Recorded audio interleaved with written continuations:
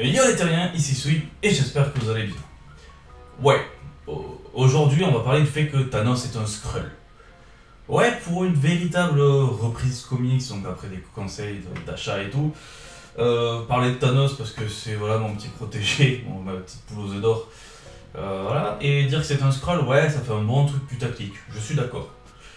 Mais c'est pourtant un truc qui a été fait dans un récit, ce récit étant Universe X. Avant de vous expliquer pourquoi dans Universe X, en fait, on nous a dévoilé que Thanos était en partie Skrull, en fait, pour vous donner une idée, la vérité c'est que Suisan, sa mère, est Skrull, est une Skrull, elle l'a caché et tout.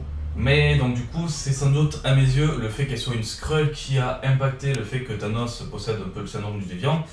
Mais ce qu'il faut savoir, c'est que les récits Earth X, Universe X, j'en ai parlé déjà plus tôt, justement dans les conseils d'achat, c'est des récits qui ont essayé de résumer un peu tout ce qui s'est passé dans l'univers Marvel. On avait chaque fois en début de chapitre quelques lignes qui parlaient des héros, des 4 fantastiques, de Thanos, de Marvel, des choses comme ça. Donc chaque chapitre essayait en début de rappeler un peu les événements à la base de Marvel, de comment ça a été formé. Puis après le reste du récit, c'était justement en fait dans une époque futuriste, et donc du coup après c'est un autre univers, parce que vu que c'est le futur c'est forcément un autre univers, qui donc racontait des super histoires. Et donc le but de ce truc aussi c'était de montrer un peu et d'essayer de répondre à des questions qu'on ne pouvait pas répondre de base dans les comics. Et donc une de ces questions c'est pourquoi Thanos est comme ça? D'où vient ce syndrome déviant? Parce qu'il faut savoir une chose, c'est que le syndrome déviant, on nous en parle, mais le truc c'est que c'est le seul à l'avoir, Thanos, en tant qu'éternel. Même si les éternels et les déviants sont plus ou moins de la même race, parce que eux avec l'humanité sont issus donc de l'Homo sapiens qui a été manipulé par les Célestes. Voilà, j'ai fait une vidéo là-dessus. Je dois l'aborder sur plusieurs sujets et tout ça, donc pour des idées. Mais voilà, ils viennent de la même espèce, donc ils étaient proches. Mais depuis longtemps, il y a une grosse rumeur sur le fait que Thanos soit un Skrull, parce que justement, Thanos, son menton, le menton est quasiment identique à celui des Skrulls. Il a les rides justement qui montent vers le haut, à sa bouche et tout. La forme de son menton est celle d'un Skrull. Et donc, je pense qu'au moment de Universe X, ils se sont dit, bah attendez, il faut qu'on règle ça. Et donc, on va dire qu'en partie, Thanos est un Skrull. Parce que ça réglerait beaucoup de choses. D'où le fait que donc, la grande révélation à la fin, le dernier chapitre de l'Universe X, c'est que la mère de Thanos, Suisan, est une Skrull. Et que son père, donc Mentor, n'était pas au courant. Et tout ça, ça donne donc l'origine du syndrome déviant. Pourquoi ça donne l'origine du syndrome déviant? Parce que déjà, chose qu'il ne faut pas oublier, bon, Thanos est un éternel, mais sa mère qui était une Skrull, et bien c'est une Skrull déviant. Parce que, retour à la vidéo sur les Skrulls, les Skrulls aussi ont été manipulés par les Célestes, et donc il y a très peu, je crois qu'il y en a un ou deux, en tout cas une poignée, donc de Skrulls qui sont éternels. Par contre, la plupart des Skrulls, donc tous ceux qui peuvent se changer, se transformer, sont des Skrulls déviants.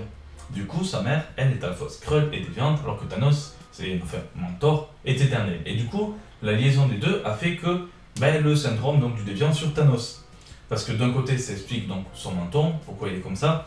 La couleur de peau est plus ou moins explicable, parce que bon, si on mélange directement du rose avec du vert, ça donne pas une couleur violette. Mais le problème, c'est que nous, on n'est pas totalement rose. Puis après, si tu joues aussi sur la couleur du violet, tu peux trouver plus ou moins, au moment, une sorte de violet. Donc même sur la couleur de peau, ça s'explique un peu. Du coup, on avait un peu l'origine de sa couleur de peau, de sa forme, de son menton. Tout ça qui était donné donc par la maladie, enfin par le fait que sa mère était une Skrull. C'est une bonne chose d'avoir fait ça. Le problème c'est que la question de Thanos et du syndrome donc, du déviant, j'ai énormément bossé dessus. Moi je vais sortir une vidéo dessus, mais en bossant, en écrivant le truc, au moins en allant pour donner une idée sur l'aspect ADN, j'arrivais pas à trouver une logique à ça, sur le fait que ce soit le seul donc, déviant, parce que à côté on a son frère qui lui, il est tout à fait normal, il est 100% éternel alors qu'il possède la même mère. Puis même Thanos, au final, il a que l'aspect, ou le mélange, mais l'aspect des Skrulls, mais il n'a pas les pouvoirs non plus. Ses pouvoirs et sa puissance est 100% éternel. Mais en attendant, Marvel a eu les couilles à travers l'Univers X d'essayer de donner une origine à ce syndrome des déviants, et donc surtout le syndrome que Thanos a et pourquoi il est comme ça. Le problème c'est que Univers X, comme je l'ai dit, c'est dans le futur, c'est donc un autre univers et ce n'est pas canon.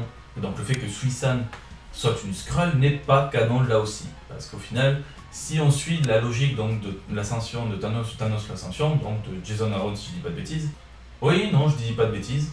Et bien on a Thanos qui tue sa mère, et qui a le poignard, qui a au scalpel et tout, et au final, même une fois morte, contrairement à l'univers X où quand elle est morte, elle est redevenue Skrull, là, même une fois morte, et bien du peu qu'on voit, parce qu'on la voit pas totalement, on la voit pas entièrement et tout, et bien visiblement elle est totalement éternelle. Mais après on n'a pas plus de choses là-dessus, le secret est plus ou moins gardé et tout, mais de ce qu'on voit, elle est censée être encore éternelle.